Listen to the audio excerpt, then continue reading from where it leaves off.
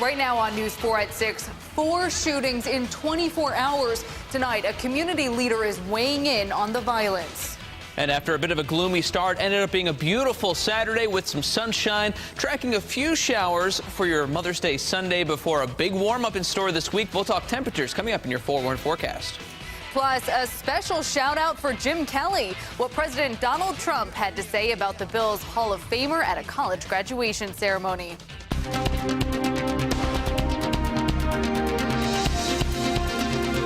Buffalo police are investigating 4 shootings that happened in the past 24 hours in Buffalo.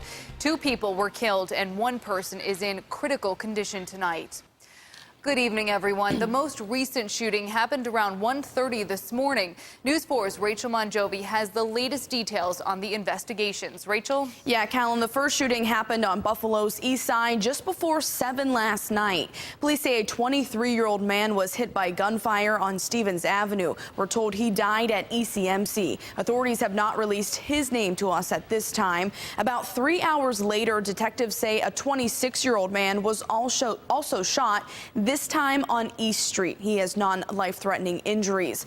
Around 11:30 last night, officials say a 49-year-old man from Williamsville was found dead from a gunshot inside a car on East Delavan Avenue. Police are also investigating a shooting near Niagara and Gray Street.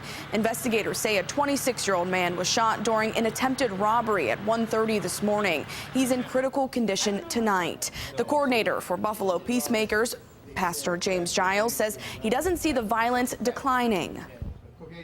A lot of them are related to incidental reactionary responses to something going on between 2 people.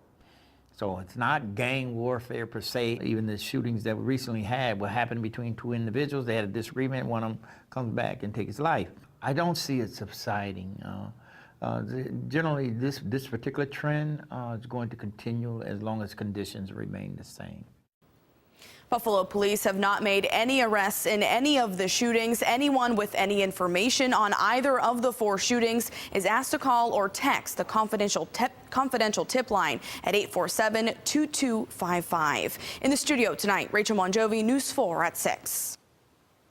A reward of up to $1,000 is being offered in the search for a parole violator. Curtis Pennell Jr. of Buffalo is wanted by Niagara Falls police. His last known address was on East Delavan. Anyone with information should call Crime Stoppers at 867-6161. In Tonawanda, 2 people face several charges, including grand larceny, after police say they stole an elderly woman's purse and ran. City of Tonawanda police say 24-year-old Ashley Peace and 25-year-old Jesse Swanson were at Tops on Niagara Street when Peace grabbed a 70-year-old woman's purse from her shopping cart. Officers say Peace was stopped by a customer, but Swanson knocked the customer down, allowing Peace to run to the parking lot where she was stopped by police.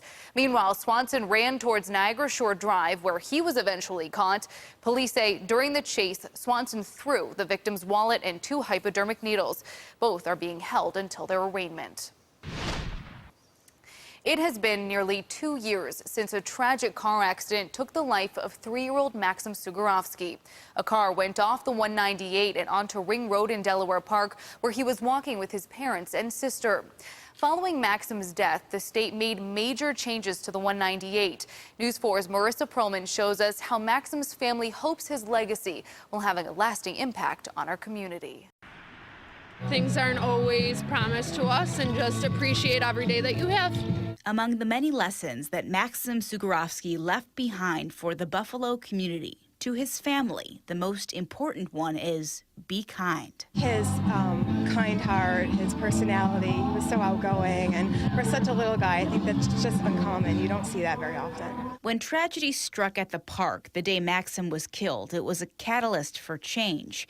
Now you see a speed reduction on the 198 and new barriers along Delaware Park. But now Maxim's family wants him to be remembered for a different kind of change. Our mission is to bring a kindness tour to the Buffalo area to serve several public schools and to spread a message of kindness. It's a great tour, and we're excited to be able to bring that. Now they celebrate a 5K race called the Run for Kindness, which travels the very route where Maxim died.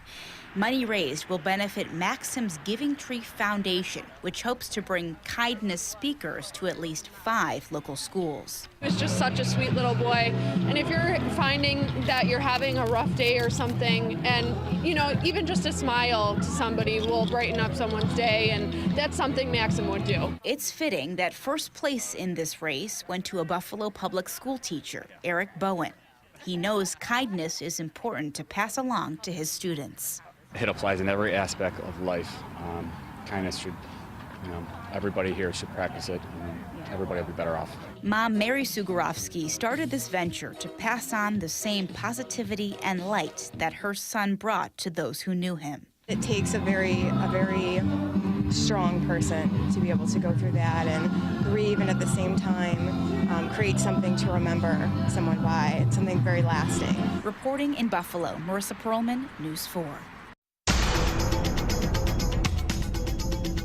It has been a great day to get outside and take a walk or do some yard work. This is a live look at downtown Buffalo from our tower cam.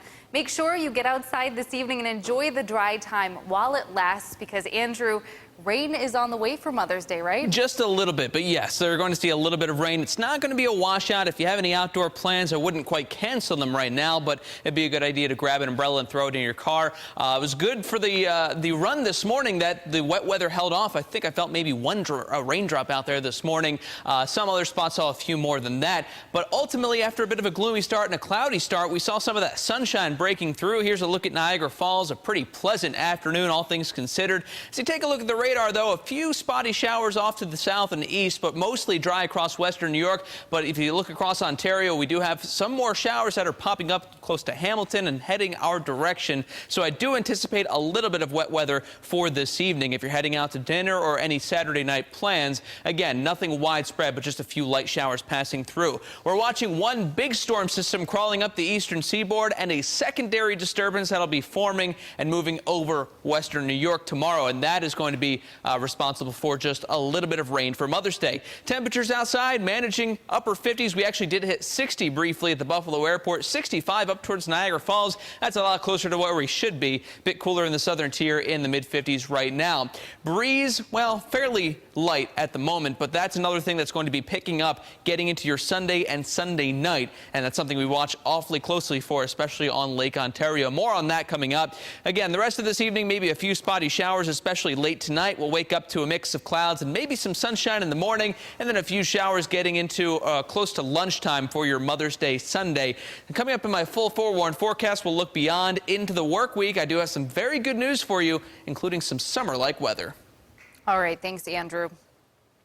The state is extending its mobile command centers to help those affected by flooding along Lake Ontario. Officials will be available tomorrow in Orleans County and on Monday in Niagara County. You can find more information on our website, WYVB.com. Uber and Lyft could start operating in Buffalo sooner than expected if a bill passes in Albany. The new legislation would let ride-sharing services start picking up passengers on June 29th. Right now, it's not allowed until July 9th. Now, lawmakers approved ride-sharing for upstate cities earlier this year. Supporters of the earlier June date say it would help reduce drunk driving on July 4th. I want to recognize a friend who is here with us today, who can serve as an inspiration to us all. Someone who doesn't know the meaning of the word quit. Real champion. A true champion. Both on the field, off the field. He's a Hall of Fame quarterback for the Buffalo Bills. Really a good friend of mine, an amazing guy, Jim Kelly. Where's Jim? He's here. Well, as you just heard, President Donald Trump gave Jim Kelly a shout out at Liberty University's graduation ceremony today. Kelly was at the Lynchburg, Virginia school to see his oldest daughter graduate. The president gave the commencement address. He also told the crowd on hand about the former Bills' biggest challenge. He was much more than a quarterback. He had tremendous heart, and he knew how to win. Jim is tough, and his toughest fight of all was that he beat cancer not once but twice. President Trump gave Kelly and his family a place to stay when he underwent treatment in New York City. Still on the way at 6, the places you'll go. We take a look at commencement ceremonies around Western New York and share one grad's unique graduation story. And community members are lifting Lackawanna up through service projects, the national movement they are a part of.